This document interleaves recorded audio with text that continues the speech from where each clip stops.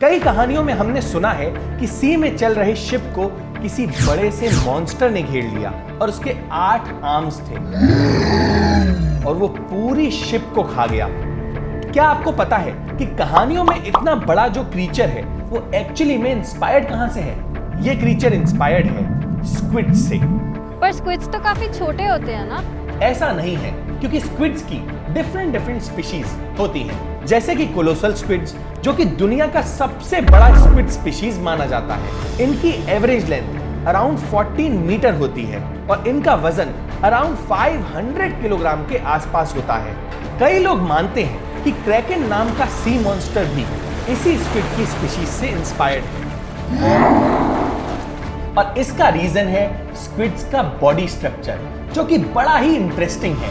ये 8 से 10 आर्म्स होने की वजह से थोड़े से ऑक्टोपस जैसे दिखते हैं, पर अनलाइक ऑक्टोपस स्क्विड्स का बॉडी स्ट्रक्चर ट्यूबुलर होता है और इनके 8 आर्म्स और 2 टेंटिकल्स होते हैं और हर आर्म की लेंथ और साइज एक दूसरे से अलग होती है। इन 8 आर्म्स में सकर्स जैसा स्ट्रक्चर होता है, पर स्क्विड्स के जो टेंटिकल्स होते हैं उनमें हुक जैसा स्ट्रक्चर होता है और सकर रिंग के साथ में टीथ भी अटैच्ड होते हैं, जिसकी वजह से इनको ओशन मॉन्स्टर माना जाता है। वेल, स्क्विड्स मॉन्स्टर हैं या नहीं वो तो नहीं कह सकते, पर इसमें कोई दोहराई नहीं है कि स्क्विड्स बड़े ही अमेजिंग क्रीचर हैं। Amazing fact number 1, squids can change their colour. गिरगिट की ही तरह स्क्विड्स में अपने स्किन कलर को चेंज करने की कैपेबिलिटी होती है और इस कैपेबिलिटी को वो कई पर्पसेस के लिए यूज करते हैं, जैसे कि वो अपनी सराउंडिंग के जैसे कलर्स में कैमोफ्लेज हो जाते हैं, जिससे वो अपने प्रेडेटर्स से बच पाते हैं। और सबसे इंटरेस्टिंग बात यह है कि स्क्विड्स कलर चेंज करके एक दूसरे से कम्युनिकेट भी करते हैं। Yes, squids mating signals, warnings और एग्रेशन दिखाने के लिए कलर्स चेंज करते हैं। अमेजिंग फैक्ट नंबर 2, सम स्क्विड्स प्रोड्यूस लाइट। स्क्विड्स की कई सारी स्पीशीज बायोल्यूमिनेसेंट होती हैं, जिसका मतलब यह है कि ये नेचुरली ग्लो करते हैं। स्क्विड्स की स्पीशीज जैसे कि Firefly squids, Hawaiian squids ocean में काफी गहराई में रहना पसंद करते हैं, इतनी डेप्थ में जहां सनलाइट भी नहीं पहुंच पाती, और अंधेरे में कम्युनिकेट करने के लिए ये अपने इस ग्लो होने की कैपेसिटी को यूज करते हैं। Isn't that interesting? Amazing fact number 3, squids produce a special ink for defence. Squids के डिफेंस का तरीका भी काफी हटके है।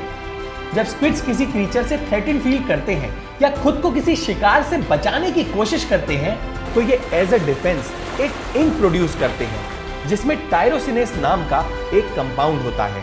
ये इंक 2 तरह से डिफेंस में काम करता है। पहला कि वो पानी की विजिबिलिटी कम कर देता है और स्क्विड्स को भागने का मौका मिल जाता है, और दूसरा कि इस इंक से कई बार शिकारियों के आईज में इरिटेशन होने लगती है और स्क्विड्स आसानी से भाग पाते हैं। Amazing fact number 4, squids have 3 hearts. Squids के 3 हार्ट्स होते हैं।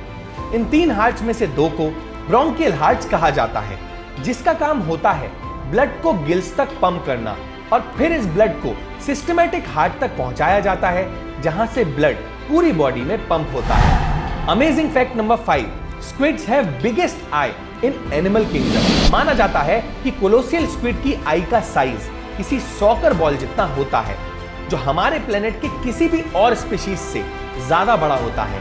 Amazing, isn't it? तो आपको इनमें से स्क्विड के बारे में कितनी चीजें पता थी? 1 या 2, राइट? और इन सारे फैक्ट्स को सुन के आपको जरूर लगा होगा कि कितने सारे क्रीचर्स की लिविंग हैबिट्स कितनी ज्यादा डिफरेंट है।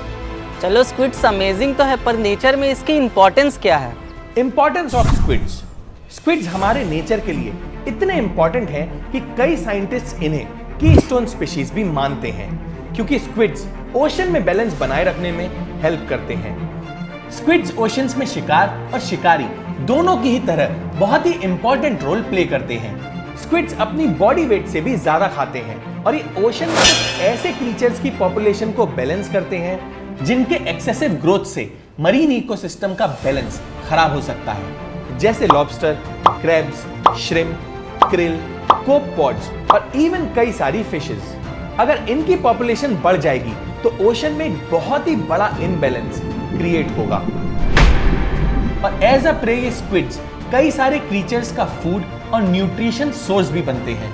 इनफैक्ट मरीन के मेन क्रीचर्स जैसे कि शार्क्स, वेल्स और इवन डॉल्फिन्स की कुछ स्पीशीज का तो मेन फूड सोर्स ही स्क्विड्स हैं। तो अगर स्क्विड्स नहीं होंगे तो इन सारे क्रीचर्स का न्यूट्रिशन फ्लो बिगड़ सकता है। अब ये स्क्विड सेंटीमीटर्स में हो या मीटर्स में, किसी मॉन्स्टर जैसे दिखें या कलर चेंज करने वाले हैं, ये सारी स्पीशीज हमारे प्लेनेट पे एग्जिस्ट करती हैं और कहीं ना कहीं हमारे एनवायरनमेंट को बैलेंस भी कर रही हैं। तो अगर आपको लगता है कि स्क्विड्स एक अमेजिंग क्रीचर हैं, तो कोशिश करिएगा कि और लोगों को स्क्विड्स के बारे में पता चले। That's it for this video. See you next Sunday.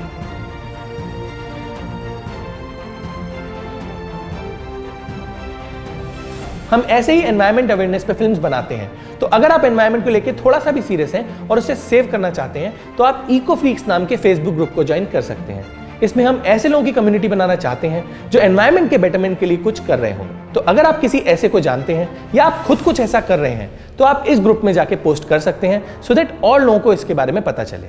Link description में मेंशन है। Thank you and take care.